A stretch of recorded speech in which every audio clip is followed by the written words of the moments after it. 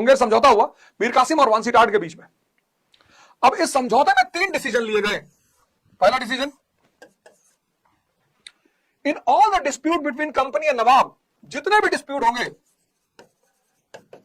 In all the dispute between company and Nawab, company और नवाब के बीच जितने भी डिस्प्यूट होंगे, Nawab will be the sole authority to solve the dispute. In all the dispute between EIC and Nawab, Nawab will be the sole authority to solve the dispute.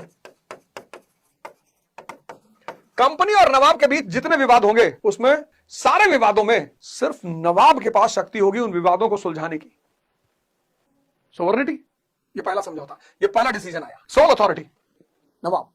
दूसरा, company जितना भी trade करेगी उसका 9% टैक्स देगी। EIC बंगाल में जितना भी ट्रेड करेगी उसका 9% टैक्स देगी। तीसरा डिसीजन, दस्तक, कल मैंने बताया, दस्तक जारी करने का अधिकार सिर्फ और सिर्फ नवाब को होगा।